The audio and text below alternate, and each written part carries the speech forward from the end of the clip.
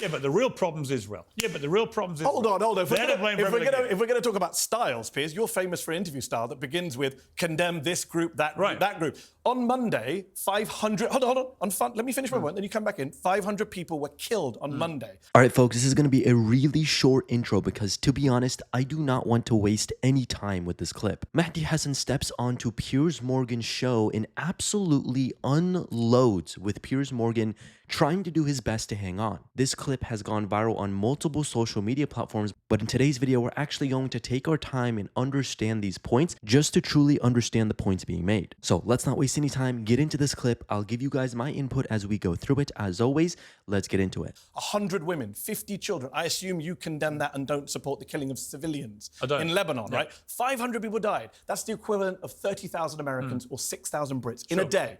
And yet we started this interview with Hezbollah charter. So if you're going to talk about styles, you're focusing on the wrong thing. Okay. I'm going to focus on 500 people dead. Let me go back to the week before where 3,000 Hezbollah terrorists were targeted specifically. How do you know that? What do you mean? How do I know that? You just said 3,000 Hezbollah terrorists were targeted. How many was it? I don't know. I'm asking you. Made the claim. That is what's been reported. Do you dispute that? Yeah, I dispute everything Israel said. They lied for a year, Piers. You don't know the real number. But I didn't give a number. You did. Well, what has been the number from the other side? I didn't give a number. You said 3,000 terrorists. I'm wondering why a journalist... That is what's been reported. No, it's not reported. It's what's said by Israel. Already starting off, this is hilarious. Mehdi really starts exposing the cracks in Piers' argument. Piers throws out the number 3,000 like it's the gospel of truth, and Mehdi immediately calls it out, just asking a simple question, which is, how do you know, right? If you're going to make a claim as insane as that, you need to have evidence. That should be debate 101. Don't make a claim you can't back up. It's like when someone says, trust me, everyone agrees with me, and you ask who exactly, and they've got nothing. Mehdi's not nitpicking here. He's showing that Piers is playing fast and loose with facts, which is a big no-no when you're trying to win an argument, especially one to this caliber. And it's almost funny, you can almost see Piers trying to figure out how to actually justify the claim he just made when he realizes, oh, I don't actually know where this claim came from. Or it says what's said by people speaking on behalf of Israel. So was a little girl who died? Hang on. Israel hasn't even said it did it. They have in private. It's been reported widely to go. No, to the American government. Okay, but don't say they said it publicly. They haven't. But obviously, I believe they did it, right? But I believe they did it too. You're saying they said this in public. You just gave a 3,000 number, and I'm wondering. I just saw a little girl's funeral last week. Was she a Hezbollah terrorist in your view? No. So then why did you say 3,000 terrorists? There was a kid killed. I was about to say that in the process of targeting very specifically in an extraordinarily whichever way you look at it. In a terror attack? Well, that's what I'm going to come to. So they target 3,000 Hezbollah terrorists with their pagers, walkie-talkies, and so on. In the process, a small, comparative to that number, a small number of civilians get killed, which is obviously deplorable.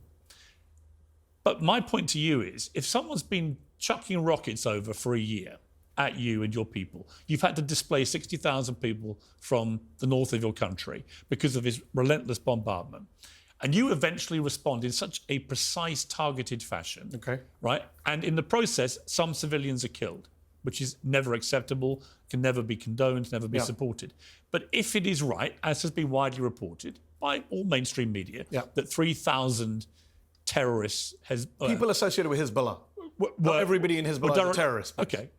Like a driver, a nurse. 3,000 members of Hezbollah were targeted, right? Yeah. Would you say that is, some people have claimed is unlawful. You've said it's a terror attack, so you think it was illegal. But I would say that's not. I mean, I would say that if you look at that in totality, they are responding to rocket attacks all year, and they are being extremely precise. Unlike what they've been doing in Gaza, where I do not accept that Israel has been doing this precision targeting they keep talking about, and I've held them to account for that. I do think in this particular occasion, they were extremely precise, and it was a brilliant piece of warfare, right, if you want to call it that. Notwithstanding, I don't like any war, nor do you. But my point is, surely that is justified. I mean, in some parts of this, you have to say Israel's entitled to defend itself. So Actually, Lebanon is the one that needs to defend itself, as we say, 500 people killed on a day. Look, we'll you are right. You have held. I've watched your interviews with Israeli spokespersons. You have held them to account on their nonsense about casualty numbers. But let me just say 3 very brief things on that. Number one, you said just a moment ago, when they eventually respond, you used that phrase eventually. That's just factually inaccurate. We already discussed. No, you talked about 82% of the attacks. Yeah. They have been bombing Lebanon for a year. Now, you can say who started it, whatever. I'm not talking about. But they've been attacking Lebanon. But this is a significant escalation. Yes, but 5 days after October the 7th, or 6 days after, they killed a Reuters video journalist in southern Lebanon, a man called Issam Abdullah, killed, according to Reporters Without Borders, targeted by Israel. According to the UN, a war crime, right? So they have been killing people in Lebanon who have nothing to do with Hezbollah for a year now. So let's not say eventually. Number two, I would say, yes, it's an act of terror. And that's just not my view. You know Leon Panetta, former Obama defense secretary, former head of the CIA. When the former head of the CIA comes out and says Israel is committing an act of terror, I think we should take that seriously. But it's not just him. A group of UN special rapporteurs on human rights and extrajudicial killings put out a statement. But many other people have said it was not an act of course, and terror. that's the problem with international law. People can argue it all ways. You know that you and I are not lawyers, but we know that lawyers can argue multiple things. But do you not think that action things. was justified? No, of course not. I don't think you should booby-trap devices. It's against international law to use booby traps. I think I'm actually petrified, separate to the politics of the Middle East, Piers. I'm actually petrified at the ability of governments to use technology and surveillance to track us and now kill us. I think there's a wider discussion to be had. I think the idea that Israel keeps opening the doors to all sorts of new precedents that other governments will run with and we will regret. I think, going into the supply chain of devices, phones, beepers, whatever, pagers, I think that's very, very worrying. I also think from a practical point of view, it's not targeted. If you blow up a guy with a pager, even if you think he's a terrorist or a terrorist leader, you don't know if he's driving, he's at an intersection, he's about to crash his car into children crossing the road. We saw them going off in grocery stores. It's taken out people's eyes, fingers. No, I don't think it's targeted. I think it's barbaric. I think it's illegal. And I also think, look, I say this all the time. Even if I was an Israeli, I would not support this. It doesn't make Israel safer. Do you think Israel's safer today? Would you support then any military? They just fired a rocket at Tel Aviv. Let me ask you, would you then, by your criteria, is there any military response that Israel can give, first to what Hamas did on October the 7th, and second to what Hezbollah has been doing ever since? Is there any military response Israel can do which, in your eyes, would be justified? Well, I don't accept the loaded question. You say response. Israel is the aggressor in all of these places, as I say. Now, this is where Mehdi doesn't just throw a punch, he lands a knockout blow. By calling out Israel as the aggressor, he's challenging the entire framing of the debate. And let's face it, this is the kind of statement that makes people sit up and pay attention. And you can almost hear the producers in the control room panicking, thinking, did he just really say that? But that's the thing I love about Mehdi, is he tells it how it is, which is what is needed. And it's also what makes him so effective. They are illegally the aggressor on October the 7th, was it? Well, it was actually, because it was occupying Gaza and it was besieging Gaza for 20 years, and even in Israeli general. You're sounding like you think it was justified what Hamas did. No. It's one or the other. Why? How is it justified? So it wasn't justified. Of course not. I've said that many times. So was Israel not entitled to respond?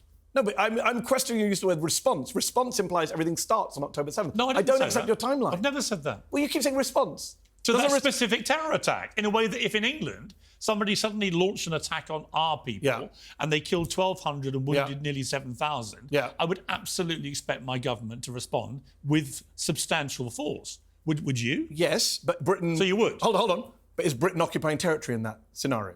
Because that's the key point here. It's Shlomo Brom... It's dangerous wording. It's not dangerous, because I'm going to... make it sound like... I don't disagree with you. I'm going to quote... If you let me finish, before you keep suggesting I'm supporting October 7th, which I have not... Sounds like you're justifying it to me. Well, you're saying, they're being occupied. They're being occupied. They are occupied, or they're not occupied? I think they probably are, yeah. Not probably. The ICJ says they're occupied. Yeah. Shlomo Brom, who's one of the former top Israeli generals, one of their big strategists, said after October the 7th, what did you expect? If you keep people under military occupation, is that what you think? They will rise up. Yeah, of course. There's always going to be terrorism. What do you expect? Yeah, there's always going to be terrorism and violence as long as you oppress people. On that scale, you expected that? No, obviously, I don't expect the details, but do you expect Palestinians to fight back? Of course you do. Everyone who's sane, who looks at this conflict from American presidents downwards, would say the root cause of the violence has to be ending the conflict. I agree. So then, talking about tit-for-tat responses, but I also think if you go back to the start in 1948, which I've had many scholars on from both sides of this, probably the most interesting piece I read about this was Jonathan Friedland of The Guardian, who's a Jewish journalist, who concluded, you can construct, if you're reasonably fair-minded about this, you can construct a solid argument for both sides to feel aggrieved from the very start of this conflict. Fair enough. And that's, that's a different argument. I'm talking about what you talk about now. No, but my point is, when people say it didn't start October the 7th... Well, I'm not even going back to 1948. I'm talking about 20 years of Gaza under blockade. I know. Piers. Yeah, open-air prison camp, to quote David Cameron, that well-known pro-Palestinian lefty. But also Hamas, in that process since 2005, have clearly run Gaza in a despicable manner. Agreed. You wouldn't disagree? No. So it's not all Israel's fault, is it? Well, no, because you're mixing different things up. Is Hamas... You're always very keen to put it all on Israel. No, because if we're talking about... I try and be a little bit more like, hang on. When you commit a terror attack on the scale of October 7th... You both sides occupation and illegal... No, I don't. Yeah, you are. You just said, I don't. I try and be fair. You can't be fair to an occupier. By the way, when we talk about Russia and Ukraine, this is what frustrates me. And I know my friend Owen Jones sat here and said the same thing to you. When we talk about Russia and Ukraine, you don't do both sides. You blame Russia as the invader and occupier. You don't do that with Israel. That is the double standard on your part. No, I try and be consistent, Piers. I'm morally consistent. I say Russia... Hold on, let me finish the sentence. Russia illegally invaded and occupied Israel and illegally annexed Crimea.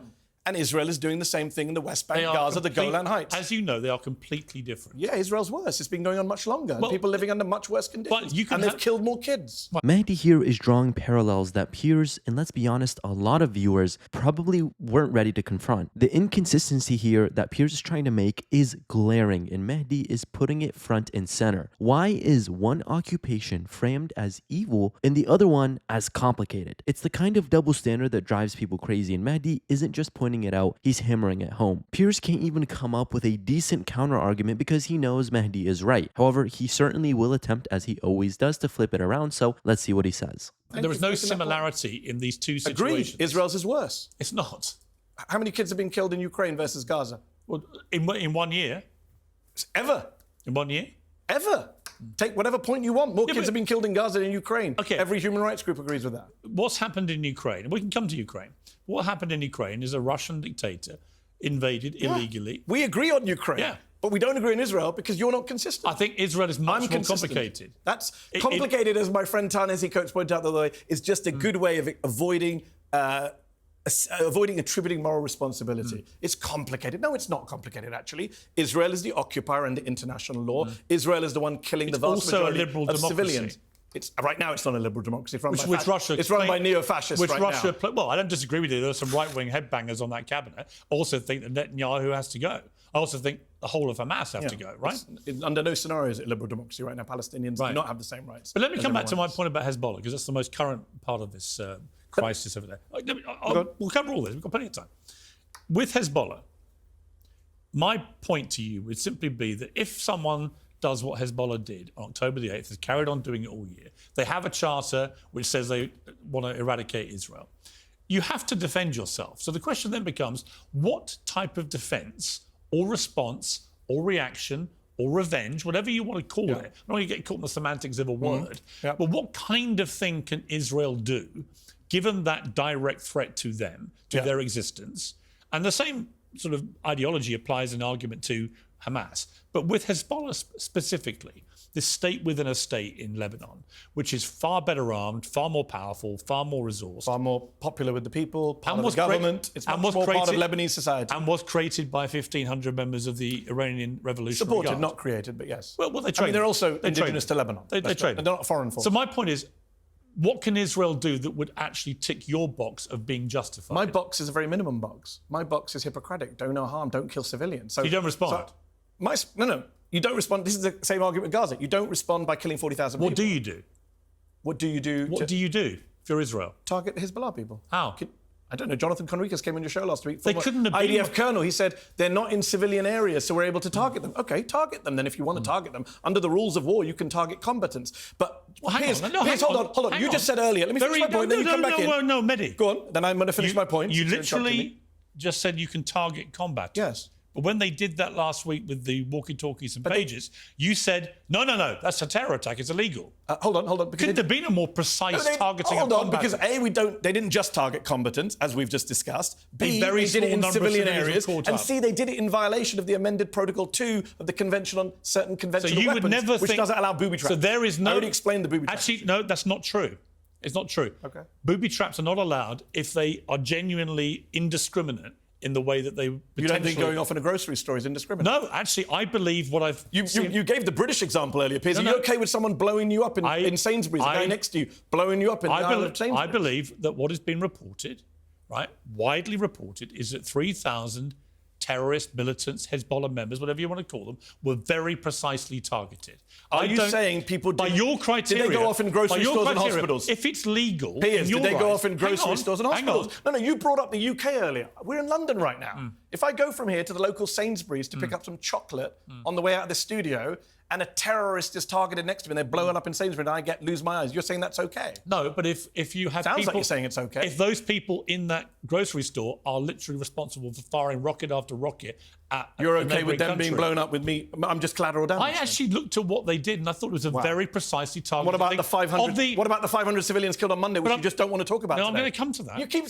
Honestly, Mehdi is making point after point, and numerous times throughout this clip, not even the full entire debate, just this clip specifically, Piers has jumped and dodged numerous times. We'll get back to that, or we'll get to that, right? He said that numerous times, and he always uses this excuse to push his narrative. It gets kind of annoying for me, I'll be honest. Let me know if you guys agree down in the comments. Saying that, the time's nearly up. 500 people. The time people. is not nearly up. Well, we'll be talking for literally 15 minutes. Stop racing the clock down. I have another show to do, Piers. Hang on. 500 people died on Monday. I've come in early for you. 500. I was looking for a thank you, Piers. Thank you, Piers. 500 people were killed on Monday. You're not talking about that. I am going to talk about that. It sounds like you're justifying that. I am going to talk about that. I've not justified October 7th. First of all, though, before we get to that, I just want to get inside your head about what you think is legitimate, because you said a very interesting thing. One, what they did was a terror attack, even though they would say they targeted specifically combatants, and that is lawful. But that's not true, though. We know that's not true. Well, it is true. It's not true. It is true. You can never... Kids, doctors, nurses. No, you can never target combatants and not involve civilians, ever. That's funny, because Israel were bragging, well, people on behalf of Israel. Tell me one war where that has happened. Didn't they kill Ismail Haniyeh without collateral damage? Tell me one... Hold on, didn't they kill Ismail Haniyeh in Tehran without Tell me one war where that's happened. I just told you. You just interrupted me twice. Ismail Haniyeh was killed in Tehran. There was no collateral damage. Now, I don't agree with that killing, but there was no collateral damage. But to be clear, you think that the targeting of combatants is legitimate? If you're in a war... Okay. And they are fighting with you, and they are fighters. Yeah, of course it's legitimate. But you also think that when Israel targeted combatants from Hezbollah last week, because I don't accept in a very the premise precise way, it's terrorism. Yeah, I don't. How can it be both? Hold on. Leon Panetta says it's terrorism, the former head of the CIA, not just me. Well, you act like it's some crazy extreme view. If the head of the CIA, the former head of the CIA, is saying this is terrorism because it's I want you to explain what is... So give me an example. It's literally terror. People in Lebanon don't know what devices to use anymore. You think killing... Well, Hezbollah don't know what devices to use. By the way, I'm not playing this game, Piers, because I'm not here to talk about the rules of war. My position is, even if it's legitimate... You just talked about them. No, because I'm saying even if it's legitimate, even if I accepted the 3,000 is legitimate, which I don't, I still don't think they should do it. But you said targeting... Can I finish a sentence? You said targeting militants, combatants, is lawful and justified. Yes, but even then I don't think you should do it. Okay. You know what? Can I finish a sentence? I think there's an inconsistency there. No, I'm very consistent. I'm saying even if it's legitimate, which in this case is not legitimate, let's say I take the saying it's legitimate, you still shouldn't do it because all it leads to is escalation. I don't want escalation in the Middle East. I don't want a regional war that America dragged into. I'm saying that the way of the gun, the military solution to everything, is a failure, whether you think it's moral or immoral. How should Israel respond? I've told you, end the occupation. You don't want to talk about the occupation, Piers. You don't want to talk about the 500 dead. I'm telling you that's the root cause. Israel wants to do everything except what every smart person is telling them to do. Even members of their own security establishment are telling them to do. End the occupation. And then see what happens. You say... Nobody's waking up in the morning saying we want to kill Israel for no reason. You say, Mehdi, all roads lead to the occupation. Yes. Okay? Israel would say all roads lead to Iran. Who cares what Israel says? They've lied for the last year. They've lied for 30 Who cares what they say? Yeah, do you care what Russia says? No. This is what I'm saying. You're inconsistent. The occupier and the invader doesn't... I don't care it's not a barbaric So if you're a liberal democracy... First of all, they're not a liberal democracy. And second of all... Well, they are. No, they're not. They're an ethnocracy. But even if they were a liberal democracy, you don't get to invade other people's land. That's not an excuse. Piers, you sound like you're justifying an illegal military occupation here. No, I'm not. You just did. You said they're a liberal democracy. Man, this is what makes Mehdi so effective. He's not just arguing for the sake of arguing. He's forcing the conversation back to what actually matters. And you can see Piers getting defensive, but at this point, it's too late. This is honestly just a masterclass in debate, and Mehdi absolutely crushed it, in my opinion. Of course, you guys can let me know your guys' thoughts down in the comments. Be sure to give us a like and subscribe, it really helps out the channel, and we'll see you guys in the next one.